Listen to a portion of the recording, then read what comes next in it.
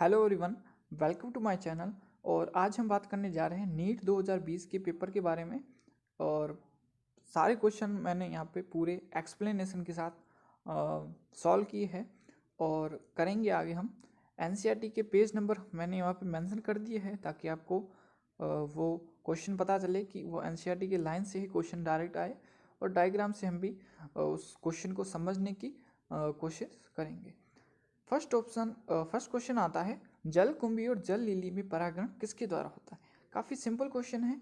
ये जल कुंभी का डायग्राम दिया गया है और कीट या वायु द्वारा इसमें परागण होता है। नेक्स्ट क्वेश्चन, किस विधि द्वारा बीकानेरी एविज या मेरिनो रैम से भेड़ की नई नस्ल जो हिसारडेल है वो तैयार की गई थी। एनसीईआरटी से क्वेश्चन है। यहाँ पर 12th क्लास और 9th चैप्टर है वो मेंशन किया हुआ है। हर क्वेश्चन का अलग अलग मेंशन किया हुआ रहेगा आगे। संगम जो हुआ था बीकानेरी एविस भेड़ का और मेरिनो रैम्स का जो मेढा या मेष था, उससे जो संकरण के द्वारा हिसारडेल का निर्माण हुआ था। अंटार्कटिक क्षेत्र में हिम अंधता किस कारण होती है। अगर हम यूवी लाइट की बात करें तो यूवी लाइट्स 3 प्रकार की होती हैं। यूवी लाइट्स ए, यूवी लाइट बी और यूवी लाइट सी। मुख्यतः ये 3 प्रकार होते हैं, ठीक है। और यहाँ पे दिया हुआ है अवरक्त किरणों से रेटिना में क्षति नहीं पहुँचती है। निम्न ताप द्वारा आंखों में द्रव जमने का कारण नहीं, क्योंकि ह्यूमन जो है वह सम तापी है, अर्थात वह अपनी अंदर का टेम्परेचर मेंटेन कर सकता है। फिर आता है हिम से प्रकाश का उच्च परावर्तन, क्योंकि काफ़ी बार जो अंटार्कटिक में जाते हैं उनमें अपने चश्मे ले जाते हैं तो परावर्तन का उसमें कुछ प्रॉब्लम होता ही नहीं है। तो ऑप्शन थर्ड होगा। और यूवी लाइट जो बी होती है वो उच्च मात्रा में कोर्निया का शोध करती है, क्योंकि अंटार्कटिका में ओजोन परत पे छेद हो रखा है तो वहाँ पर काफ़ी प्रकार की यूवी लाइट्स आती है। तो अल्ट्रावायलेट बी प्रकार की जो किरण है वो शोध उत्पन्न या इन्फ्लामेशन उत्पन्न करती है। नेक्स्ट क्वेश्चन आता है मैच ऑफ द कॉलम। तो मैच द कॉलम का कभी भी क्वेश्चन आता है तो आप सबसे पहले वो पॉइंट्स देंगे जो आपको सरल लगता है। जैसे लिम्फोसाइट के बारे में हम काफ़ी बार पढ़ते हैं, तो लिम्फोसाइट की अगर बात करें तो कौन सा ऑप्शन मैच कर रहा है, फर्स्ट ऑप्शन मैच कर रहा है। तो डी का ऑप्शन पहले ऑप्शन से ही सेकंड ऑप्शन से ही मैच कर रहा है, तो इसका डायरेक्ट हम आंसर कर देंगे, ठीक है, क्योंकि डायरेक्ट आप कर सकते हैं। नेक्स्ट क्वेश्चन, स्ट्रोबेलाई या शंकु किस में पाए जाते हैं। ये डायग्राम दिया गया है एनसीईआरटी से। ये स्ट्रोबेलाई का स्ट्रक्चर भी यहाँ पर दिया गया है। स्ट्रोबेलाई या शंकु जो है वो सिलेंजिला और इक्विसिटम पाइथम में पाए जाते हैं। तो यहाँ पर आंसर हो जाएगा इक्विसिटम। द्वितीयक अंडक का अर्धसूत्री विभाजन पूर्ण होता है। जो ओव्यूल होता है वो 2 बार अर्धसूत्री विभाजन दर्शाता है, एक पहले दर्शाता है और दूसरा जब है वो शुक्राणु अंडाणु का संलयन होता है उस टाइम दर्शाता है। ये भी एनसीईआरटी से क्वेश्चन आया है। मानक ईसीजी का क्यूआरएस सम्मिश्र दर्शाता है। क्यूआरएस सम्मिश्र का मतलब होता है क्यूआरएस कॉम्प्लेक्स। यहाँ पर क्यूआरएस कॉम्प्लेक्स दर्शाया गया है और एनसीईआरटी की भी लेंथ दी गई है कि क्यूआरएस का जो कॉम्प्लेक्स होता है वो निलय के अध्रुवण को प्रस्तुत करता है। तो निलय का अध्रुवण या विध्रुवण, तो आंसर इसका हो जाएगा 4th। यदि 2 लगातार क्षार युग्मकों के बीच की दूरी 0.34 नैनोमीटर है और एक स्तनपायी कोशिका की डीएनए की द्विकुंडली में क्षार युग्मकों की कुल संख्या 6.6 × 10⁹ बेस पेयर है, तब डीएनए की लंबाई होगी। तो उसको आप डायरेक्ट भी कर सकते हैं। 12th क्लास का क्वेश्चन है और इसमें आपको याद ही रखना है डायरेक्ट 2.2 मीटर होता है। अब कैसे आएगा, जब आप 0.34 जो ये दूरी है, जब इसको 6.6 × 10⁹ से गुणा करेंगे तो आपको 2.2 मीटर, नैनोमीटर को आप मीटर में चेंज करेंगे तो आपको 2.2 मीटर आंसर मिल जाएगा। पादप का वह कौन सा भाग है जिसमें एक पीढ़ी दूसरे के अंदर होती है ना। जैसे परागकोश होता है ना, जैसे हम परागकोश की बात करते हैं तो परागकोश एक पहली पीढ़ी है या दूसरी पीढ़ी है, तो उसके बाद जब इसकी आगे वाली पीढ़ी आती है उससे हमको परागकण जो है वो मिलता है, ठीक है। तो ये दोनों पीढ़ी हो गई, ये तो सेकंड पीढ़ी हो गई या फर्स्ट पीढ़ी हो गई, तो कोई भी पीढ़ी मान सकते हैं। तो परागकोश से परागकण का निर्माण हो रहा है, तो परागकोश के अंदर परागकण यह 2 पीढ़ी और 1 पीढ़ी का अंदर होती है, उसका उदाहरण है 2 नर युग्मों वाली अंकुरित परागकण। तो अंकुरित परागकण को हम इसमें इंक्लूड नहीं करेंगे, ठीक है। फल के अंदर बीज, फल के अंदर बीज हो सकता है आंसर, लेकिन फल की अगर बात करें तो उसमें अंडाशय और पुष्पासन काफ़ी प्रकार की जो संरचना होती है वो उसमें इंक्लूड होती है, उसको हम कंसीडर नहीं करेंगे। डी ऑप्शन आता है बीजांड के अंदर भ्रूण कोश, ठीक है। बीजांड के अंदर अगर भ्रूण कोश की बात करें तो बीजांड के अंदर भ्रूण कोश होता है, पहले बीजांड होता है, वो आगे जाकर भ्रूण कोश में जो है वो बदल जाता है। तो इसका आंसर होगा ए और डी। तो ए और डी का पहला ऑप्शन है, तो आंसर ये राइट होगा, ठीक है। मेंडल ने स्वतंत्र रूप से प्रजनन करने वाली मटर के पौधे की कितनी किस्मों को युग्मों के रूप में चुना जो विपरीत विशेषकों वाले एक लक्षण के अलावा एक समान थी, ठीक है। तो 7 लक्षणों को उसने चुना था और डायरेक्ट क्वेश्चन आया एनसीईआरटी से, तो 7 के अनुसार हम देखें तो उसका आंसर जो है 14 हो जाएगा, ठीक है। निम्न स्तंभों को मिलान कर सही विकल्प का चयन करना है। तो जैसे मैंने बताया मैच ऑफ कॉलम में जो भी आपको डायरेक्ट सरल लगता है या इजी लगता है वो आप उसको चूज कर सकते हैं। जैसे एस्परजिलस नाइगर की बात करें या क्लोस्ट्रीडियम ब्यूटाइलिकम की बात करें तो ब्यूटारिक एसिड, तो ए का जो है वो सेकंड ऑप्शन मान सकते हैं। ए का सेकंड ऑप्शन खाली थर्ड में दिया गया है, तो आप इसका डायरेक्ट आंसर भी आप कर सकते हैं, ठीक है। तो थर्ड हो जाएगा। वैसे आप ये इसका डी ऑप्शन से भी कर सके कि एस्परजिलस नाइगर जो है वह सिट्रिक अम्ल का निर्माण करता है। निम्न के कौन ग्राफी पुटक से अंडाणु का मोचन अंडोत्सर्ग करेगा? तो मैंने यहाँ पे डायग्राम दिया है, आप उससे भी देख सकते हैं। जैसे 14 डेज पर जो है वो ओव्यूलेशन होता है, अंडोत्सर्ग होता है। तो एक चीज़ आपको पता होगी कि जब 14 डे होता है उसमें LH सर्ज होता है, मतलब LH जो हार्मोन है उसकी सांद्रता बहुत ज़्यादा होती है। तो यहाँ पे दिया हुआ LH की निम्न सांद्रता, ये तो ऑप्शन पहले से ही गलत हो गया। दूसरी बात आती है प्रोजेस्टेरॉन की उच्च सांद्रता, ऑप्शन में दे रखा है प्रोजेस्टेरॉन की उच्च सांद्रता। अब जब प्रोजेस्टेरॉन उच्च सांद्रता में होगा तो अंडाणु का उत्सर्जन होगा ही नहीं। वापस आता है FSH की निम्न सांद्रता। तो अगर आप इस डायग्राम में देखें तो ये FSH जो है वो रेड कलर से दर्शाया गया है, ठीक है।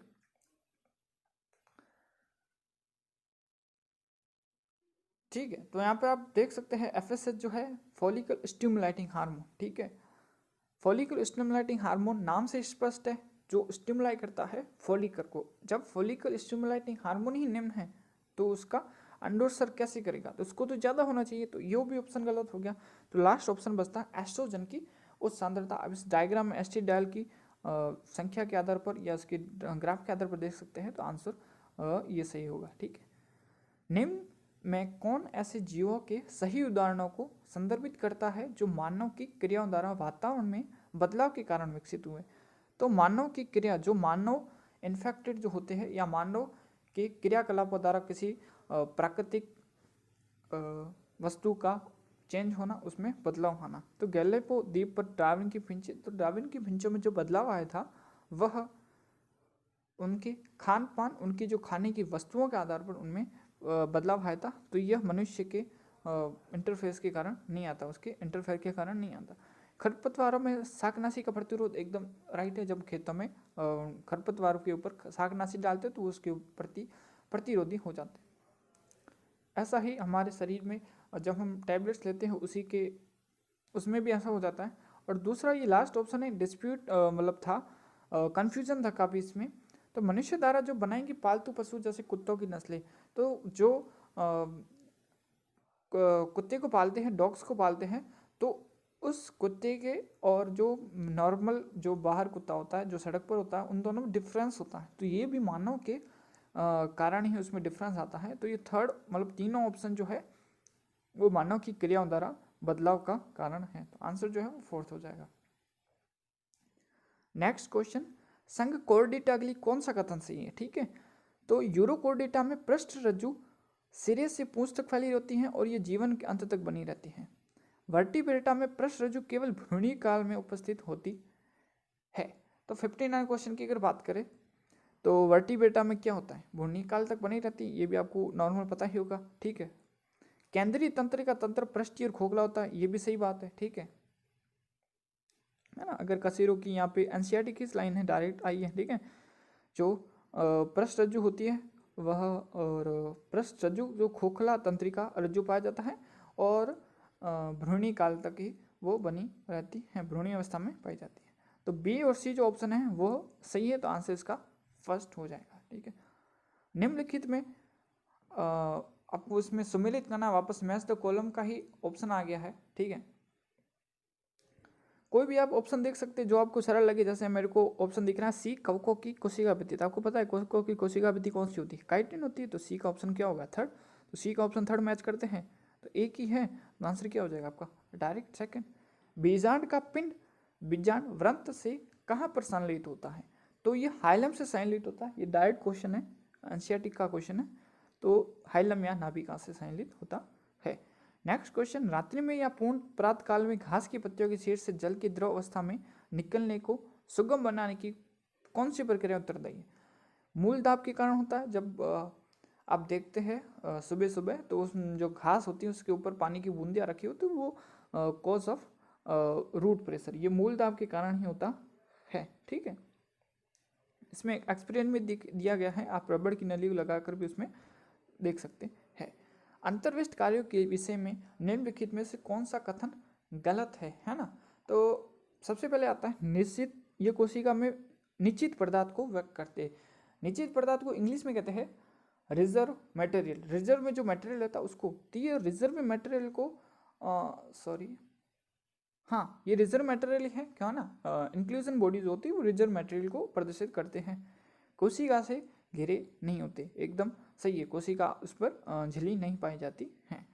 ये खाद्य गणों के अंतर्ग्रहण को शामिल होते हैं। खाद्य कण, जब जो भी बैक्टीरिया होगा वो जो खाना खाता है, जब इंजेक्शन करता है अपने फूड को, तो उसमें यह जो बॉडीज है वो काम नहीं आती है। ठीक है, तो ये ऑप्शन गलत हो गया। ये कोशिका के स्वतंत्र रूप से होते हैं, एकदम राइट है। तो आंसर कौन सा हो जाएगा आपका? थर्ड हो जाएगा। ठीक है, क्योंकि यहाँ पर गलत कथन पूछा था। निम्न स्तंभों का मिलान कर सही विकल्प का चयन करें। तो वापस मैच द कॉलम। अपरा जो होती है, जैसे हम प्लेसेंटा भी कहते हैं, इसमें सही विकल्प का चयन करना है। तो आप सेकंड पॉइंट देखिए, ये दिया हुआ है मानव जरायु गोनेडोट्रोपिन, इसको इंग्लिश में कहते हैं HCG, ह्यूमन कोरियोनिक गोनेडोट्रोपिन। तो यह प्लेसेंटा के द्वारा स्रावित किया जाता है। तो एक ऑप्शन सेकंड, तो एक ऑप्शन अगर सेकंड मैच करे तो ये फर्स्ट ऑप्शन ही मैच हो रहा है। बाकी आप अगर चाहे तो मैच कर सकते हैं, आंसर तो निकल चुका है इससे भी। ठीक है, वृद्धि की प्रक्रिया अधिकतम किस दौरान होती है? आपने एक डायग्राम देखा होगा सिग्मांड वक्र का, जिसमें आप लॉग अवस्था जब देखते हैं तो उसमें वृद्धि जो है वो अधिकतम आपको देखने को मिलती है। नेक्स्ट क्वेश्चन आता है जीव कोण के जैव प्रौद्योगिकियों में उपयोग के लिए सम्मिलित कीजिए। ठीक है, तो पहला ऑप्शन आता है bacillus thuringiensis, you all know that, कि क्रायोप्रोटीन को प्रदर्शित कर रहा है। फिर थर्मस इक्वेटिकस आता है जो कि डीएनए पॉलीमरेज का कार्य करता है। तो ए का फोर्थ होना चाहिए, ए का फोर्थ ये दर्शा रहा है। ठीक है, बी का थर्ड दर्शा रहा है। तो आप इससे डायरेक्ट क्वेश्चन कर सकते हैं कि ये 66 का आंसर है थर्ड। फ्लोरिडियन मांड की संरचना किससे समान होती है? तो फ्लोरिडियन जो स्टार्च होता है वो किसके समान होता है? एनसीईआरटी से क्वेश्चन आया हुआ है। जो फ्लोरिडियन स्टार्च के रूप में संचित होता है ये एमाइलो प्रोटीन और ग्लाइकोजन। तो यहाँ पर दिया हुआ एमाइलो प्रोटीन नहीं, पैक्टिन होगा, तो एमाइलो पैक्टिन और ग्लाइकोजन डायरेक्ट आप आंसर कर सकते हैं। निम्न स्तंभों का मिलान कर सही विकल्प का चयन। वापस मैच द कॉलम क्वेश्चन आया, तो आप जो भी इसमें आपको इजी लगता है वो आप डायरेक्ट कर सकते हैं। जैसे क्लोम जो 6 से 15 युग्म होते हैं वो साइक्लोस्टामेटा का, उसका साइक्लोस्टामेटा का गुण है। विषदंश की बात करें तो उसमें ट्राइगोन में पाए जाते हैं। तो कोई भी आप ऑप्शन मैच कर ले, जैसे डी का फर्स्ट आ रहा है, डी का फर्स्ट 2 ऑप्शन में आ रहा है, फिर ए का सेकंड इसमें आ रहा है, तो ए का जो है सेकंड इसमें आ रहा है। तो आंसर कौन सा हो जाएगा? सेकंड ऑप्शन एकदम राइट हो जाएगा। निम्न में से कौन सी अवस्था डायबिटीज मेलिटस की ओर संकेत करती है? डायबिटीज मेलिटस के बारे में हम आगे भी बात करेंगे। डायबिटीज मेलिटस मतलब जो शुगर होता है उसे डायबिटीज मेलिटस कहता है। तो उस व्यक्ति के मूत्र में कीटोन बॉडीज ज़्यादा दिखती है और उसकी मूत्र में ग्लूकोज की मात्रा ज़्यादा होती है, जैसे ग्लाइकोस यूरिया कहते हैं। तो आंसर जो है वो फोर्थ हो जाएगा। नेक्स्ट क्वेश्चन है गलत कथन को चयन करना है। यहाँ पर मैंने दिया है जैसे अंत कास्ट और सरदारू, यहाँ पे जो पेपर में है वो रसदारू है। ठीक है, तो वहाँ पर थोड़ा आप ध्यान रखना। ठीक है, tannin first option, tannin, resin, तेल आदि के जमा होने के कारण अंतःकाष्ठ गहरे रंग की होती है। ठीक है, तो अंतःकाष्ठ जो है वो काले भूरे रंग की होती है। ठीक है, ये एकदम राइट है ना, ये काले भूरे रंग की होती है, एकदम राइट ऑप्शन है। अंतःकाष्ठ जल का चालन नहीं करती परंतु यांत्रिक सहायता प्रदान करती, ये भी सही है। ठीक है, रस दारू जड़ से पत्ती तक जल के चालन में और खनिजों के चालन में शामिल होती है ना। तो अंतःकाष्ठ तो खाली सहारा प्रदान करती है जिसमें फ्लोएम नहीं होता है, सरदारों में फ्लोएम होता है। तो ये क्या करती हैं, जल और खनिज लवणों का चालन के रूप में उनको इस्तेमाल करती हैं।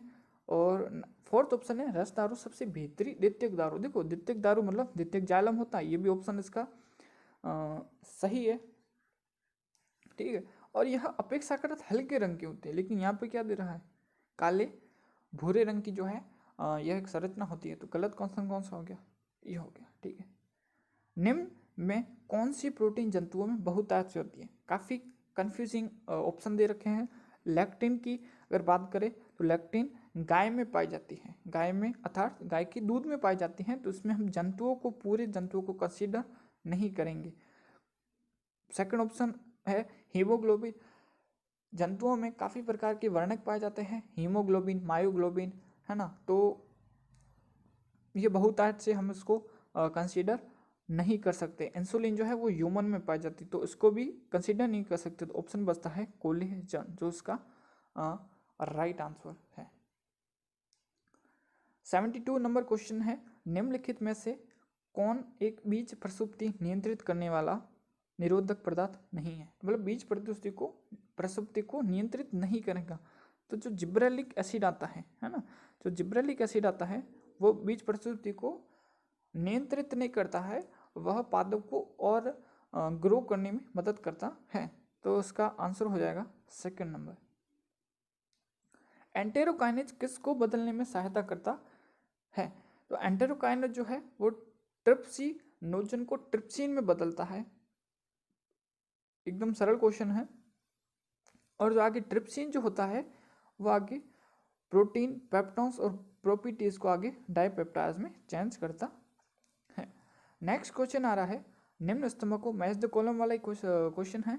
तो जो भी आपको इसमें इजी लगता है वो देख ले, जैसे जीव संदीप्ति है ना, जीव संदीप्ति की अगर बात करें तो ये कौन दर्शाता है, जीव संदीप्ति मतलब बायोलुमिनेंस जो होता है वो दर्शाता है नीनो प्लाना। यहाँ पर ये डायग्राम दे रखा है, तो डी का थर्ड ऑप्शन एक मैच करते ही डायरेक्ट आंसर आ रहा है, तो आप इसको डायरेक्ट भी कर सकते हैं।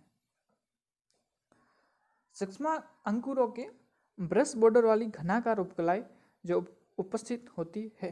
ठीक है, यूस्टेशियन नलिका कान में पाई जाती है, उसमें घनाकार उपकला का कुछ महत्व ही नहीं है। ठीक है, वहाँ पर श्लेष्मा वाली पाई जाती है। आंतर के अस्तर में म्यूकस वाली पाई जाती है। लार ग्रंथिका में कुछ ऐसा स्पेसिफिक दिया ही नहीं होता है। ठीक है, तो लास्ट ऑप्शन बचता है वृक्काणु। वृक्काणु मतलब नेफ्रॉन की समीपस्थ संवलित नलिका, जो वृक्काणु की जो पास में जो नलिका होती है, प्रॉक्सिमल कॉन्वोल्यूटेड ट्यूब होती है जैसे कहते हैं, उसमें जो है वो पाया जाता है। यहाँ पर अगर आप डायग्राम देखें तो उसमें भी आपको यहाँ पर दर्शाया गया होगा। ठीक है, क्रमागत उन्नति के लिए भ्रूणीय प्रमाण को किसने अस्वीकार किया था, इसमें आपको वैज्ञानिक का नाम डायरेक्ट याद रखना था। एनसीईआरटी में शायद ऐसा कोई नाम मेंशन नहीं है, तो इसका जो आंसर था वो कार्ल अर्नेस्ट वॉन बियर था। ठीक है, आंसर जो है उसका कार्ल अर्नेस्ट वॉन बियर था। वंशागति के गुणसूत्र सिद्धांत का प्रायोगिक प्रमाण किसने दिया था, प्रायोगिक प्रमाण दिया था वैज्ञानिक टीएच मॉर्गन ने, जिन्होंने फ्रूट फ्लाई पर फल मक्खी पर प्रयोग किया था और दर्शाया था। ठीक है, इनको प्रायोगिक प्रमाण अर्थात इनको एक्सपेरिमेंटल जो जेनेटिक्स है उनका इसको फादर भी माना जाता है। नेक्स्ट क्वेश्चन, जीन आई जो एबीओ रक्त वर्ग का नियंत्रित करती है उसके संदर्भ में गलत कथन को पहचानना है। ठीक है, आई एलील कोई भी शर्करा उत्पन्न नहीं करता है। ठीक है, ये ऑप्शन सही होगा या गलत होगा, देखते हैं क्या होता है। ठीक है, ये ऑप्शन सही है ना, क्योंकि आई जो है वह अप्रभावी है, इसलिए वो कोई भी शर्करा को उत्पन्न नहीं करता है। जीन आई के 3 एलील होते हैं, है ना, हम सब जानते हैं कि एक तो होता है आई ए, दूसरा होता है आई बी और तीसरा होता है एक आई या आई जीरो भी बोल सकते हैं, आई ओ भी बोल सकते हैं। एक व्यक्ति में केवल 3 में से केवल 2 होते हैं, ये भी एकदम राइट आंसर है, ये भी एकदम सही कथन है। फोर्थ कथन आता है, जो ऑप्शन आता है, जब आई व आई बी दोनों इकट्ठे होती थी एक प्रकार की शर्करा अभिव्यक्त करते हैं। ये गलत ऑप्शन है, ठीक है, मतलब गलत कथन है, इसलिए वो राइट आंसर है। आई और आई बी जब दोनों साथ होते हैं तो वो दोनों प्रकार की शर्करा का निर्माण करते हैं। 2 बार क्वेश्चन ये आया था क्षारीय अमीनो एसिड्स की पहचान वाला, एकदम इजी क्वेश्चन था, लाइसिन का डायरेक्ट आंसर हो जाएगा। स्नैप्टोमिल सम्मिश्र का विघटन होता है, तो स्नैप्टोमिल सम्मिश्र का विघटन जो होता है वो एनसीईआरटी से डायरेक्ट क्वेश्चन आता है, वो डिप्लोटिन अवस्था में होता है। तो आप डायरेक्ट क्वेश्चन का आंसर लगा सकते हैं द्विपट के दौरान। नेक्स्ट क्वेश्चन, कुछ विभाजित हो रही कोशिकाएं कोशिका चक्रण से बाहर निकल जाती हैं और कायिक निष्क्रियता अवस्था में प्रवेश कर जाती हैं, इसे शांत अवस्था या जी0 अवस्था कहते हैं। यह प्रक्रिया किसके अंत में होती है? काफ़ी कन्फ्यूजन था, लेकिन एनसीईआरटी में एकदम क्लियरली मेंशन किया हुआ है कि जीवन अवस्था से निकलकर निष्क्रिय अवस्था में पहुंच जाती है। ठीक है, ठीक है, जब कोशिका जो है वो जीवन अवस्था से निकलती है तो वो जी0 अवस्था में पहुंच जाती है, और इसमें पूछा है कि किस प्रक्रिया के अंत में यह होती हैं। ठीक है, तो जीवन अवस्था की जो है अंत में यह जी0 में प्रवेश कर जाती है। सो नेक्स्ट क्वेश्चन आता है एंडोक्राइन सिस्टम का, ये क्वेश्चन है, मैस्लो कॉलम का क्वेश्चन है, और पीनियल ग्लैंड के बारे में आपको पता होना चाहिए कि पीनियल ग्लैंड या पिट्यूटरी ग्लैंड कौन सा हार्मोन है, थायराइड है, पेनक्रियाज है, एड्रिनल, सारे के बारे में यहाँ पे दिया हुआ है। खाली 2 पॉइंट्स थे जो कंफ्यूजिंग थे कि पीयूष ग्रंथि द्वारा डायबिटीज मेलिटस होता है या डायबिटीज इंसिपिडस होता है। तो आपको पता होना चाहिए कि पीयूष ग्रंथि का जो है वो डायबिटीज इंसिपिडस है, तो फर्स्ट का ऑप्शन थर्ड हो जाएगा। तो फर्स्ट का ऑप्शन थर्ड इन दोनों में दर्शाया गया है, और अग्नाशय जो है वो डायबिटीज मेलिटस का कारक के कारण होता है। तो डी का ऑप्शन जो है वो सेकंड हो जाएगा, तो डी का ऑप्शन सेकंड है, तो आज का आंसर जो है वो फोर्थ हो जाएगा। ठीक है, अंतःश्वसन के दौरान होने वाली सही घटनाओं का चयन करो। ठीक है, तो अंतःश्वसन मतलब इंस्पिरेशन, जब हम सांस अंदर लेते हैं तो डायफ्राम का संकोचन होगा। ठीक है, अगर डायफ्राम का संकोचन होगा तो आयतन बढ़ेगा। ठीक है, हम इसको पी समानुवितरणवादी वी से भी समझेंगे। ठीक है, डायफ्राम का संकोचन होगा तो आयतन बढ़ जाएगा। ठीक है, सेकंड ऑप्शन, फर्स्ट ऑप्शन सही है। सेकंड ऑप्शन, बाह्य अंतर प्रसुक पेशियों का जो है वो संकोचन जो है वो हो जाता है, मतलब कि इंटरकोस्टल जो एक्सटर्नल मसल है उनका संकोचन हो जाता है, ये भी ऑप्शन सही है। फुफ्फुस का आयतन कम हो जाता है। ठीक है, तो अगर हम बात करें, अगर डायफ्राम का संकोचन हो रहा है तो फुफ्फुस का आयतन बढ़ेगा और प्रेशर कम होगा, तो ये ऑप्शन गलत हो गया। और अंतरा फुफ्फुसी दाब का बढ़ना, अगर हम आयतन बढ़ने की बात करें तो प्रेशर कम होगा, तो ये ऑप्शन भी गलत हो गया। ठीक है, तो ऑप्शन जो है वो ए और बी सही है, तो इसके कारण आंसर हो जाएगा सेकंड नंबर। अर्धवर्ती अंडाशय किसमें पाया जाता है? ये भी 11th क्लास का एनसीईआरटी से क्वेश्चन है कि आधा अर्धवर्ती या अर्धवर्ती अंडाशय किसमें पाया जाता है? तो पल्म, गुलाब और आडू। ठीक है, तो पल्म जो है उसको हिंदी में आलू बुखारा कहते हैं, तो यहाँ पर आपको इंग्लिश वर्जन थोड़ा देखना चाहिए था क्योंकि इसमें पल्म दिया हुआ है, तो आलू बुखारा इसका जो है वो राइट आंसर था। प्रकाश श्वसन में रुबिस्को एंजाइम की ऑक्सीजनीकरण क्रिया से किसका निर्माण होता है? ठीक है, तो एनसीईआरटी में भी ये मेंशन किया हुआ है कि जब आप उसका ऑक्सीजनेशन करते हैं, प्रकाश श्वसन करते हैं रुबिस्को एंजाइम की ऑक्सीजन क्रिया से क्रियाकरण क्रिया से, तो क्या होता है? ठीक है, यहाँ पर एक फॉस्फोग्लिसरेट अणु का निर्माण होता है और दूसरा एक फॉस्फोग्लाइकोलेट एक अणु का निर्माण होता है। तो इसमें 3 कार्बन का जो अणु होता है वो एक ही होता है, तो 3 कार्बन का अणु इसमें जो है उसका निर्माण होता है।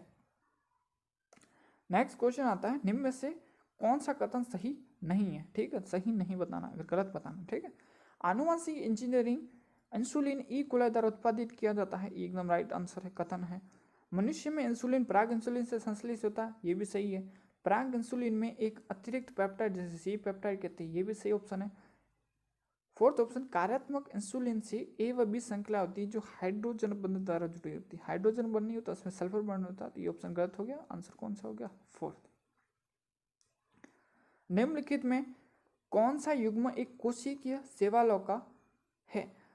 तो काफी प्रकार के आपको 4 ऑप्शन दिए हुए हैं, उसमें सब दिया हुआ है कि कौन सा प्रकार कौन सा है। क्लोरेला और स्पाइरुलिना, लेमिनारी और सारगासम, जेलेडियम, ग्रेसिलेरिया, एनाबिना और वॉल्वॉक्स। तो लेमिनारी और सारगासम जो है वो ब्राउन एल्गी के उदाहरण है, ठीक है, आपको पता होना चाहिए। जेलिडियम और ग्रेसिलेरिया जो है वो रेड एल्गी के उदाहरण है। एनाबिना और वॉलवॉक्स जो है वह क्लोरोफाइसी है या ग्रीन एल्गी के उदाहरण हैं। तो एल्गीज जो है वह प्लांट के साथ आती है और प्लांट जो है वो यूकैरियोटिक में रखा गया, तो यूकैरियोटिक में, और यहाँ पे आपको देना है एक कोशिकीय सवाल है, तो बाकी जो बचता है क्लोरेला और स्पाइरुलिना इसका राइट आंसर हो जाता है। निम्नलिखित में से सही युग्म का चयन करें। ये डायरेक्ट क्वेश्चन था, एकदम राइट था, और लाइगेज जो है वो 2 डीएनए अणु को जोड़ता है। 89 क्वेश्चन, प्रतिरक्षा के संदर्भ में गलत कथन को पहचानिए। तो पहला ऑप्शन आता है भ्रूण माता में कुछ प्रतिरक्षी प्राप्त करता है, ये निष्क्रिय प्रतिक्रिया का उदाहरण एकदम सही है। जब परपोषी का शरीर जीवित अथवा मृत प्रतिजन के संपर्क में आता है और उसके शरीर में प्रतिरक्षी उत्पन्न होता है, इसे सक्रिय प्रतिरक्षा कहते हैं, एकदम सही है। जब बनाए प्रतिरक्षी प्रत्यक्ष रूप से दिए जाते हैं, जैसे निष्क्रिय प्रतिरक्षा कहते हैं, एकदम राइट है। जब इंजेक्शन या टीका दिया जाता है उसको निष्क्रिय प्रतिरक्षा कहते हैं। और सक्रिय प्रतिरक्षा जल्दी होती है और पूर्ण प्रतिक्रिया देती है, ठीक है। तो ये ऑप्शन जो है वो गलत है ना, सक्रिय प्रतिरक्षा जल्दी नहीं होती है, ठीक है। निम्न में से कौन मूत्रवृद्धि को रोकने में सहायता कर देगा, मतलब मूत्रवृद्धि को रोकना है ताकि जो डायूरेसिस की स्थिति पैदा ना हो। तो जक्स्टाग्लोमेरुलस कोशिकाओं द्वारा रेनिन का स्रावन कम होना। देखो आपने रास मैकेनिज्म पढ़ी होंगी, रेनिन एंजियोटेंसिन एल्डोस्टेरोन सिस्टम, उसमें जब रेनिन का स्रावन ज़्यादा होगा तब एल्डोस्टेरोन का ज़्यादा होगा। एल्डोस्टेरोन का स्रावन ज़्यादा होना ही उसका यूज़ में मूत्रवृद्धि को रोकने में सहायता करता है। तब रेनिन ही कम अगर स्रावन होगा तो मूत्रवृद्धि को रोकेगा नहीं, ये क्या करेगा, इंक्रीज करेगा, तो ये ऑप्शन तो नहीं होगा, ठीक है। एडीएच के अल्प स्रावन से अधिक जल का पुनरावशोषण। एंटीडाई जो हार्मोन की अगर बात करें तो इसका अल्प स्रावन होगा नहीं, ये भी ऑप्शन जो है गलत है, क्योंकि एंटीडाई हार्मोन जो है वो इसका अगर ज़्यादा स्रावन होता है ना तब जल का पुनरावशोषण ज़्यादा होगा। यहाँ पे कम क्या दे रखा है, अल्प स्रावन की बात कर रहा है। थर्ड ऑप्शन, एल्डोस्टेरोन के कारण वृक्क नलिकाओं से Na+ एवं जल का पुनरावशोषण, ठीक है। जब एल्डोस्टेरोन जब ज़्यादा स्रावित होगा, है ना, यहाँ पर हमने बात की है, तो एल्डोस्टेरोन जब ज़्यादा होगा तब इसमें क्या होगा, यह जल को पुनरावशोषित करेगा, तो ये ऑप्शन सही होगा। और एट्रिल न्यूट्रियल ANF द्वारा, है ना, एट्रिल नाइट्रोयूरेटिक कारक द्वारा वाहिनों का संकीर्ण, जब वाहिका संकीर्ण होगी वैसोप्रेशन द्वारा तो GFR रेट बढ़ जाएगा, GFR रेट बढ़ेगा तो जल का अवशोषण नहीं होगा बल्कि GFR रेट बढ़ने से मूत्र का जो है वो निर्माण ज़्यादा होने लग जाएगा, तो ये भी ऑप्शन जो है वो गलत हो गया।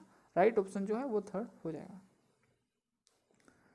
91 क्वेश्चन, एक पादप की अनुप्रस्थ काट में निम्नलिखित शारीरिक लक्षण दर्शाए गए हैं, ठीक है। यहाँ पर आपको 4 ऑप्शन दे रखे हैं, उसमें दर्शाया गया है कि कौन सा द्विबीजपत्री जड़ या तना है या एक बीजपत्री तना है या जड़ जो है वो उसमें दर्शा रहा है।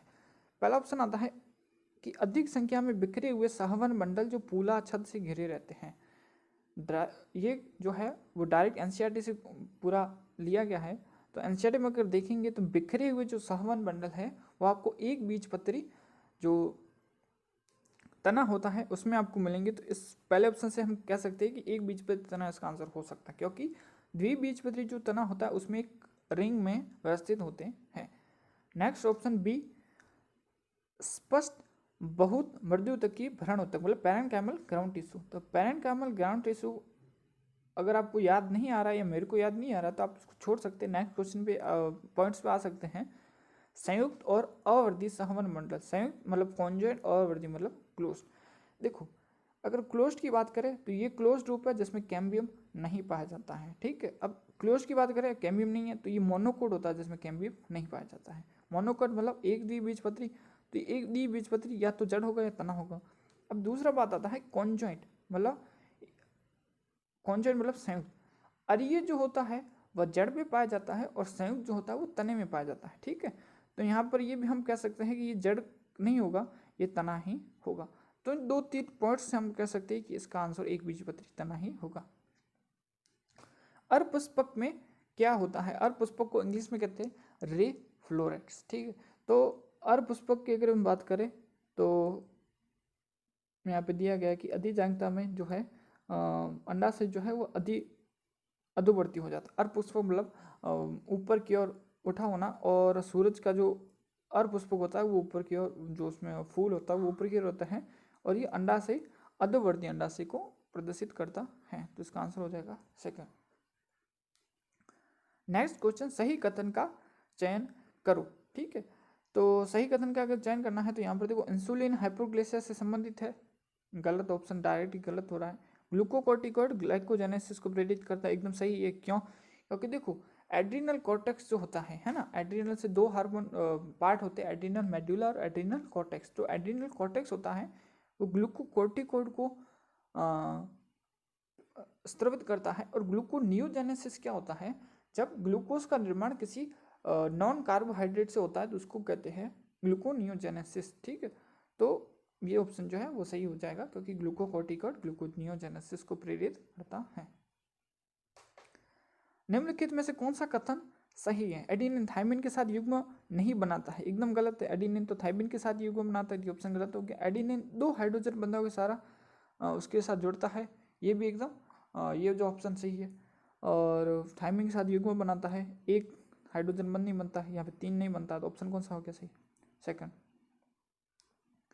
निम्न में से कौन सा वाहित उपचार के लिए अवायवीय अपंग सपाचित्र में डाला जाता है? यहाँ पे क्लियरली एनसीईआरटी में मेंशन है कि अवायवीय अपाचक जो होता है वह सक्रियत जो आपक होता है उसको डाला जाता है ना। तो उसका आंसर जो हो जाएगा सक्रियत आपक हो जाएगा। ठीक है, उस वृद्धि नियंत्रण का नाम बताइए जैसे गन्ने की फसल पर डालने में उसके तने की लंबाई में वृद्धि होता है। गन्ने की फसल जो है उस पर जिब्रेलिन का जब हम छिड़काव करते हैं तो उसकी जो है वो हाइट बढ़ जाती है, उसका आंसर हो जाएगा जिब्रेलिन। तने के आधार से उत्पन्न होने वाली जड़ों को क्या कहते हैं? ये भी एनसीईआरटी क्वेश्चन है कि ये मूल तने के आधार से निकलती इन्हें झकड़ा मूल तंत्र कहते हैं, तो इसका आंसर भी सेकंड हो जाएगा। ठीक है, नेक्स्ट क्वेश्चन आता है इको और फर्स्ट जो होता है वो किस क्रम को या किस पैलिंड्रोमिक क्रम को पहचानता है? तो यहाँ पर ये क्रम मैंने दे रखा है। ठीक है, इसका आंसर जो है वो सेकंड हो जाएगा डायरेक्टली। निम्न स्तंभों का मिलान कर सही विकल्प का चयन करें। पहला ऑप्शन है प्लावी पलसियां, मतलब प्लावी पलसियों को इंग्लिश में कहते हैं फ्लोटिंग रिप्स। ठीक है, यहाँ पर दे रखा फ्लोटिंग रिप्स जो होती हैं जो है यहाँ पर आपको फ्लोटिंग रिप्स दे रखी है, वो जो है आगे स्टर्नम से या उरुस्थि से नहीं जुड़ पाती है। तो यहाँ पे दिया हुआ उरुस्थि से नहीं जुड़ पाती, ऑप्शन दे रखा है, तो आप एल का एक ऑप्शन फोर्थ कर सकते हैं। फिर आता है ग्लिनॉइड की गुहा जो आपके हाथ में पाई जाती है, तो इसमें आप कर सकते हैं कि यूमरस। ठीक है, तो डी का सेकंड हो गया, तो डी का सेकंड आपको यहाँ से देख सकते हैं, और ए का फोर्थ यहाँ से आप कर, तो इसका आंसर जो है फर्स्ट हो जाएगा। ठीक है, यदि तिलचट्टे का सिर हटा दिया जाए तो कुछ दिनों तक जीवित रह सकता है, क्योंकि देखो ये भी एनसीईआरटी में डायरेक्ट मेंशन है कि सिर का जो है वो छोटा सा भाग इसके तंत्रिका तंत्र का जो है वो उसके सर में मौजूद होता है, बाकी का जो उसके पूरे शरीर में फैला रहता है। तो केवल छोटा भाग शरीर में सिर में होता है, जबकि बाकी का पूरा भाग रहता है, इसलिए उसको मार देते हैं तब भी वो कुछ दिनों तक जीवित रहता है। वापस मैच द कॉलम वाला क्वेश्चन डायरेक्ट आप कर सकते हैं। टाइफाइड होता है साल्मोनेला टाइफिसी, तो ए का थर्ड हो गया है ना, तो आप डायरेक्ट कर सकते हैं, इसका आंसर थर्ड होगा। बाकी आप देख सकते हैं कि मलेरिया जो है वो प्लाज्मोडियम के द्वारा होता है। ठीक है, फाइलेरिस के बारे में भी आप देख सकते हैं। ठीक है, और फाइलेरिस और निमोनिया यहाँ पर दिया गया है। निमोनिया जो होता है वो हेमोफिलस इन्फ्लुएंजा के द्वारा हो जाता है। ठीक है, सॉरी, निमोनिया जो है वो हेमोफिलस निमोनिया के कारण होता है। ठीक है, सुकेंद्रिक कोशिकाओं में ग्लाइकोप्रोटीन और ग्लाइकोलिपिड का जो निर्माण होता है उसका निर्माण का मुख्य स्तर क्या होता है? गोल्जी बॉडी होता है। निम्नलिखित में से कौन सा एक जीव संख्या का गुण नहीं है? जीव संख्या जिसमें हम जीव की संख्या के बारे में बता सके। लिंग अनुपात जो होता है, जो सेक्स रेशियो होता है, उसमें हम जीव की संख्या के बारे में वर्णन करते हैं। जन्म दर हो गया या मृत्यु दर हो गया। ठीक है, नेटेलिटी रेट हो गया, या जो मृत्यु दर होता है उसमें भी हम किसी जीव संख्या के बारे में बात करते हैं, तो उसका भी डायरेक्ट आंसर होगा जाति परस्पर क्रिया। ठीक है, इसका जो राइट आंसर होगा वो जाति परस्पर क्रिया हो जाएगा। ठीक है, फर्स्ट ऑप्शन। सिट्रिक अम्ल चक्र के घुमाव में कार्य द्रव स्तर फास्फोरिलेशन की संख्या कितनी होती है? ठीक है, तो इसका जो आंसर है आप इस डायग्राम से देख सकते हैं, इसका आंसर होगा 1। कैसे? क्योंकि यहाँ पे आप जीडीपी से जीटीपी बनते देख रहे थे। फॉस्फोरिलेशन मतलब अगर आप ईडीपी की बात करें तो उसका एटीपी में कन्वर्ट होना, है ना, मतलब डाई से ट्राई में वो चेंज हो रहा है। यहाँ पे जीडीपी जो है वो जीटीपी में चेंज हो रहा है, तो उसको स्तरीय फॉस्फोरिलीकरण कहते हैं। तो वो खाली एक संख्या में ही होता है। मॉन्ट्रियल प्रोटोकॉल जो है किसके कारण हुआ था? 1987 में। डायरेक्ट आपको आंसर इसका पता ही होगा कि ओजोन की क्षति को कम करने के लिए या ओजोन को क्षति पहुंचाने वाले कारकों का उत्सर्जन को जागरूकता लाने के लिए यह जो है वो किया गया था। 106 क्वेश्चन, द्विपार्श्व समित एवं अगुह्य। एनसीईआरटी में क्लियरली मेंशन है कि अगुह्य जो प्राणी है वो खाली एक ही है, वो है प्लेटीहेल्मिन्थेस, है ना, यहाँ पे इसका उदाहरण दिया गया है। ठीक है, ऑक्सीजन के परिवहन के संदर्भ में गलत कथन को पहचानो। यहाँ पे आपको रॉन्ग स्टेटमेंट देखना है। वायु कूपिका में कम PCO2, पहला ऑप्शन देखते हैं, वायु कूपिका में कम PCO2 ऑक्सी हीमोग्लोबिन बनने में सहायक, अगर है ना, हाँ ये भी एकदम राइट है। क्यों? क्योंकि अगर PCO2 अगर कम होगा तो ऑक्सी हीमोग्लोबिन बनने में सहायता करेगा, एकदम राइट। ऑक्सीजन की हीमोग्लोबिन से बंधता मुख्यतः ओटी के आंशिक दाब से संबंधित होती है, ये भी सही है। CO2 का आंशिक दाब हीमोग्लोबिन से बनने वाली O2 में बाधा डाल सकता है, ये भी ऑप्शन सही है, क्योंकि अगर CO2 ज़्यादा होगा तो O2 की जो बंधन क्षमता है वो कम हो जाती है। वायु कूपिका में H+ की उच्च सांद्रता ऑक्सी हीमोग्लोबिन, ठीक है, तो वहाँ पर ऑक्सी हीमोग्लोबिन बनेगा ही नहीं, Hb4O2 बनेगा ही नहीं, OH, ठीक है, तो ये गलत कथन है। ठीक है, वो सहायक नहीं होती है, वो उसको कम करने का कार्य करती है। प्रतिबंध एंजाइमों के विषय में गलत कथन को पहचानिए। फर्स्ट ऑप्शन, चिपचिपे सिरे DNA लाइगेज द्वारा जोड़े जा सकते हैं। तो ये जो ऑप्शन है लाइन दी गई है वो DNA लाइगेज के संदर्भ में दी गई है, ये लाइन प्रतिबंधित एंजाइम के संदर्भ में नहीं दी गई है। तो ये ऑप्शन सही होगा, क्योंकि बाकी के जो जितने भी ऑप्शन दिए गए हैं वो गलत है। ठीक है, किसके संदर्भ में? प्रतिबंधित एंजाइम में। हाँ ये लाइन एकदम सही है, पर ये प्रतिबंधन एंजाइम के रिस्पेक्ट में नहीं दी गई। ठीक है, वो उसकी लंबाई का निरीक्षण करता है, पैलेंड्रोम में स्थलों को पहचानता है, आनुवांशिक इंजीनियरिंग में उपयोग आता है, ये सब सही है। ऑप्शन खाली ये गलत होगा, तो इसका राइट आंसर जो है वो फर्स्ट हो जाएगा।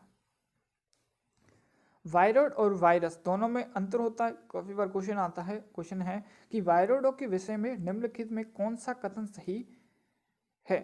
तो वायरॉइड में प्रोटीन आवरण के बिना स्वतंत्र DNA होता है, प्रोटीन आवरण के बिना होता है ये सही, लेकिन DNA नहीं होता है, तो ऑप्शन गलत हो गया। उनमें RNA के साथ प्रोटीन आवरण होता ही नहीं है, प्रोटीन आवरण के बिना स्वतंत्र RNA, ये ऑप्शन जो है वो सही हो जाएगा। 109 का थर्ड ऑप्शन।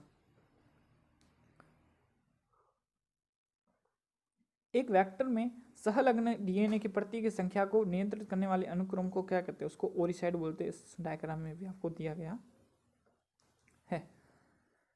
नेक्स्ट क्वेश्चन, निम्नलिखित जो उसमें मैच द कॉलम है, निम्नलिखित में उचित विकल्प का चयन करें। ठीक है, जो यूस्टेशियन नलिका में आप देख रहा हूँ ऑप्शन, तो जो यूस्टेशियन नलिका है वो मध्य कर्ण को फेरिंग्स से जोड़ती है ना। यहाँ पे अगर पूरा डायग्राम होता तो आपको दिखता कि फेरिंग्स से जोड़ती हैं, तो आपका सी का फर्स्ट ऑप्शन हो जाएगा। ठीक है, तो सी का फर्स्ट ऑप्शन, दो ऑप्शन में दे रखा है तो आपको एक और देखना पड़ेगा। जैसे कोकलिया की बात करें तो ये जो संरचना है आपको कोकलिया दिख रही है, ठीक है, ये वाली जो संरचना है वो कोकलिया इसमें दर्शा रहा है। ठीक है, कोकलिया क्या है? लैम्ब्रियत का घुमावदार भाग है। ठीक है, तो आप उसको देख सकते हैं कि बी का जो है वो सेकंड आ रहा है, तो सेकंड के अनुसार आंसर कौन सा हो जाएगा? फोर्थ तो सही हो जाएगा।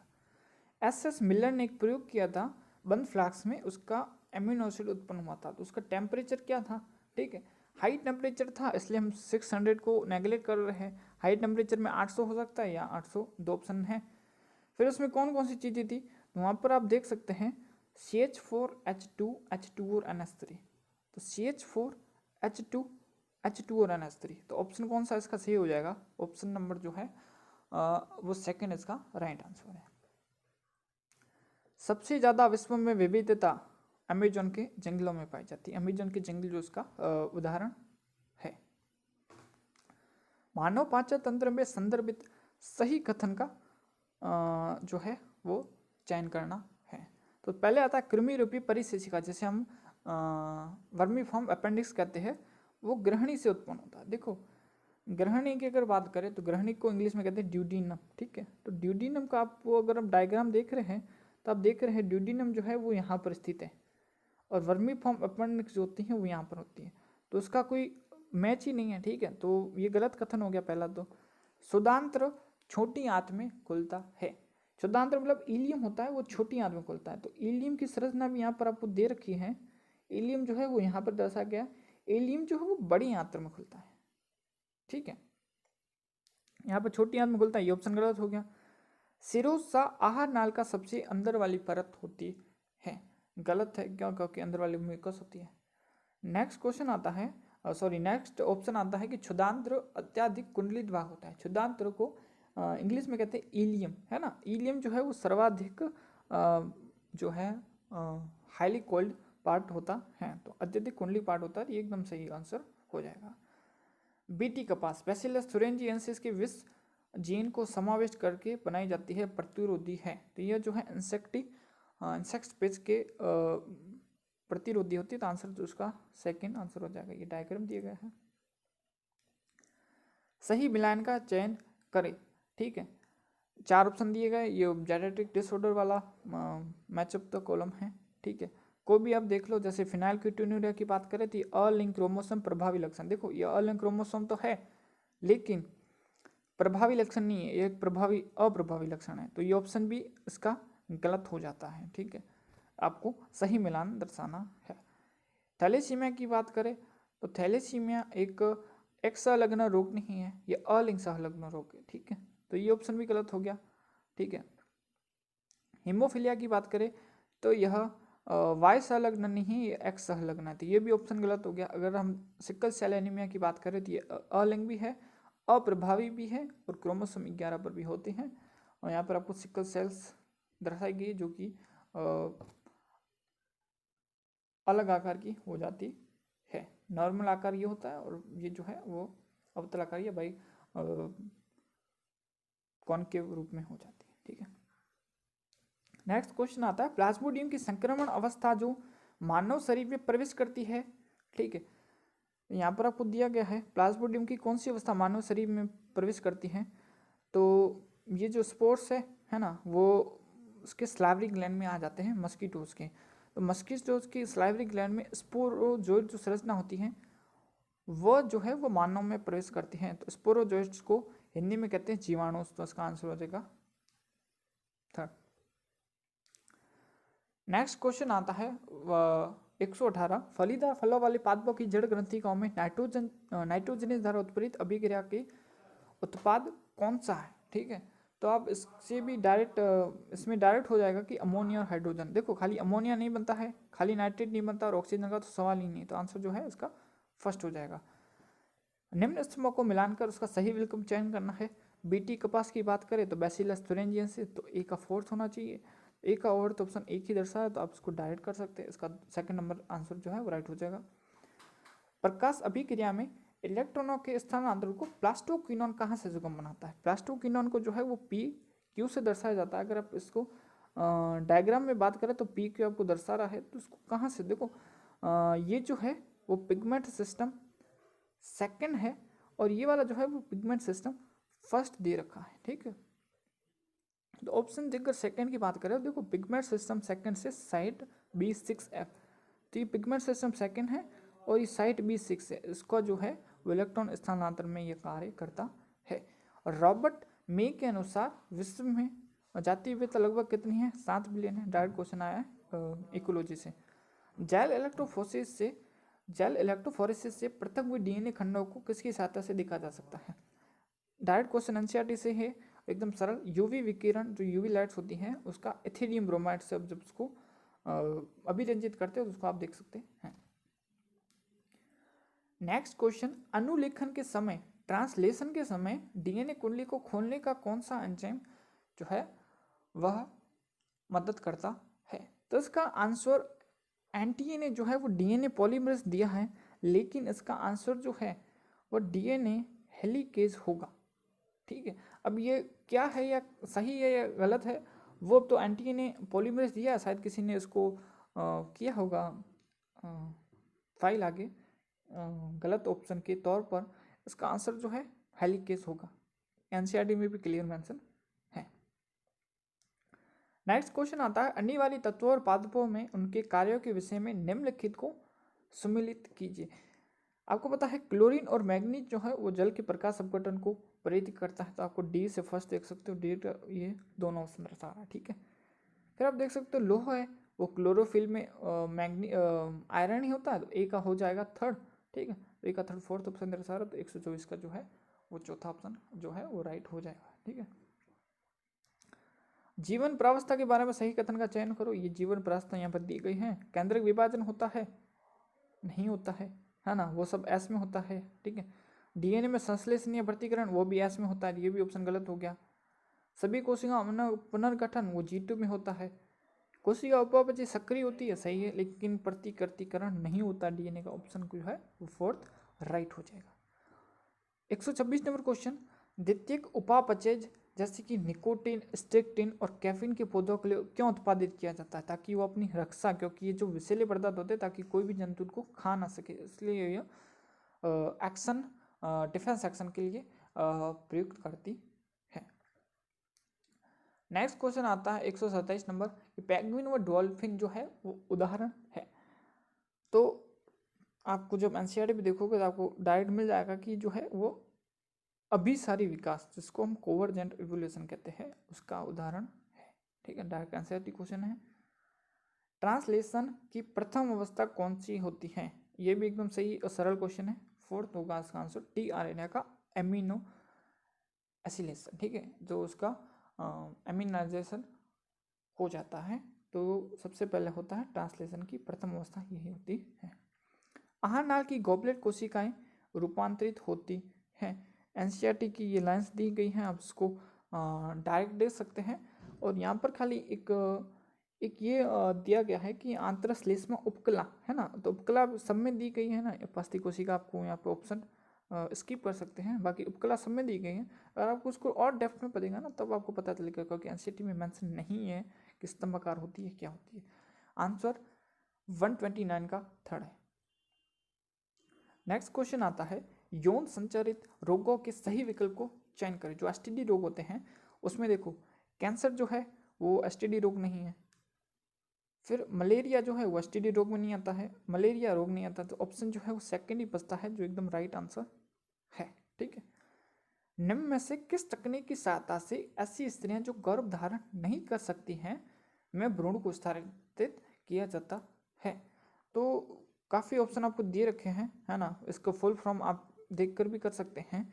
और जैसे आईसीआई इंट्रा मतलब इंसेमिनेशन जो होता है उसमें डायरेक्ट जो सीमन को अंदर इंजेक्ट किया जाता है, उस आधार पर ये दिया गया है गिफ्ट। लेकिन इसका जो राइट आंसर है वो ये है, क्योंकि जायगोट को इंट्राफेलोपिन ट्रांसफर किया जाता है, और आईयूटी का मतलब होता है इंट्रा यूरेटिन ट्रांसफ्यूजन, मतलब जो भ्रूण होता है, जो एम्ब्रियो होता है, उसको जो ट्रांसफ्यूजन जो उसका ब्लड को है वह जो स्त्री गर्भ धारण नहीं कर सकती है, ठीक है, तो जिनमें जिनका गर्भाशय जो यूटेरस होता है वो भ्रूण को एक पोषण नहीं दे सकता, इसके कारण उनको ब्लड भी नहीं दे सकता, उसको प्रोवाइड कराना पड़ता है, यूम्बिकल कॉर्ड के द्वारा उसको प्रोवाइड किया जाता है, उसको आईयूटी कहते हैं। तो इसका आंसर जो है वह सेकंड हो जाएगा, ठीक है। नेक्स्ट क्वेश्चन आता है, जीपीपी और एनपीपी, है ना, ग्रोस प्राइमरी प्रोडक्शन सकल प्राथमिक उत्पाद, और एनपीपी नेट प्राइमरी प्रोडक्शन में कौन सा कथन सही है? तो बीच में कोई संबंध नहीं है ना, तो दोनों में संबंध तो है, संबंध नहीं है, ये तो गलत हो गया। सकल प्राथमिक उत्पादकता सदैव कम होती है ना, ये कम थोड़ी होगी, ये तो ज़्यादा होगी, ये ऑप्शन भी गलत हो गया। सकल प्राथमिक उत्पादकता सदैव नेट प्राथमिक उत्पादकता से अधिक होगी, है ना, तो ऑप्शन कौन सा हो जाएगा आपका? थर्ड ऑप्शन जो है वो एकदम राइट हो जाएगा, ठीक है। 133, यह शायद 3 क्वेश्चन और बचे हैं, ठीक है। उन पदार्थों को पहचानिए जिनकी संरचना में क्रमशः ग्लाइकोसिडिक बॉन्ड और पेप्टाइड बंध है। आंसर होगा इसका इनुलिन और इंसुलिन, ठीक है। आंसर आप याद कर लीजिए या देख लीजिए, इनुलिन और इंसुलिन में क्या फ़र्क आता है, क्योंकि नाम बहुत सेम है। तो इनुलिन जो होता है वो एक पॉलीसेकेराइड है, ठीक है, और carbohydrate made of fructose unit it is used for renal function studies. तो इन्यूलिन जो है वो रीनल फंक्शनल स्टडीज के लिए यूज़ आता है, और इंसुलिन जो है जो कार्बोहाइड्रेट और लिपिड का जो आप देखते हैं उसमें आपको मिलता है। तो पॉलीपेप्टाइड है, यहाँ पर दे रखा है ना, पॉलीपेप्टाइड इंसुलिन है, तो पॉलीपेप्टाइड जो है वो इंसुलिन है, तो आपका आंसर जो है वो फर्स्ट हो जाएगा। 134 एकदम सरल क्वेश्चन है। पहला आप प्रथम पोषी स्तर किसको रखेंगे, हम घास को रखेंगे, फिर जो है आपका कौवा आ जाएगा, खरगोश है, गिद्ध है, इस प्रकार से आप इसको डायरेक्ट जो है वो हल कर सकते हैं। तो इसका आंसर जो है आपका सेकंड हो जाएगा। क्यों? क्योंकि आपका सी का जो है वो फोर्थ हो जाएगा। ठीक है, सी का जो है वो फोर्थ हो रहा है। ठीक है, 135 लास्ट क्वेश्चन। अर्धसूत्री विभाजन के संदर्भ में है ना, अर्धसूत्री विभाजन का मतलब होता है मियोसिस। ठीक है, तो उसको सम्मिलित करना है। आप इसमें कोई से भी डायरेक्ट देख सकते हैं, यहाँ पे मैंने इंग्लिश में भी अब साइड में नाम मेंशन किया ताकि आपको कंफ्यूजन ना हो। डायकाइनेस जो लास्ट का स्टेज है उसमें उपांति भवन होता है ना। उपांति भवन को इंग्लिश में कहते हैं टर्मिनलाइजेशन। तो लास्ट में प्रोसेस होता है, तो आप इसको डायरेक्ट कर सकते हैं। डी का जो ऑप्शन है वो पहला है ना, डी का ऑप्शन पहला है, वो दो जगह पर बता रहा है।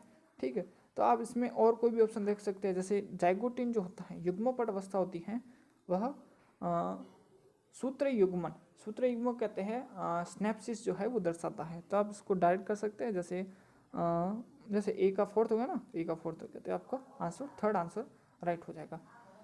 तो thank you for watching this video, है ना। आई होप आपको समझ में आएगा, और कोई भी क्वेश्चन आपको डाउट लगे या कोई क्वेश्चन समझ में ना आए, आप कमेंट सेक्शन में पूछ सकते हैं। और आई होप मैं आपको इस पूरे चैप्टर को समझाने में सफल रहूँगा। और प्लीज़ कमेंट कीजिए, चाहे अच्छा कमेंट हो या आपको कुछ सुधारने के लिए मेरे कमेंट हो, तो वो आप कर सकते हैं। ठीक है, ताकि मुझे पता चले कि वीडियो कैसी बनी है और आगे आपको किस प्रकार की वीडियो चाहिए, उसके बारे में कमेंट ज़रूर करें ताकि मुझे पता चले। और ये जो चैनल है वो हिंदी मीडियम के लिए भी बना है, और एज वेल एज कोई भी इंग्लिश मीडियम के भी आप बच्चे देख सकते हैं। मेनली जो है हिंदी मीडियम के चैनल है, तो ज़्यादा से ज़्यादा शेयर कीजिए आपके फ्रेंड्स के साथ, ताकि उनको भी इस एनालिसिस के बारे में नीट 2020 के पता चले। और प्लीज़ डू कमेंट ताकि I know that which type of video you want. ठीक है, thank you for watching this video. Stay happy and stay safe. Thank you.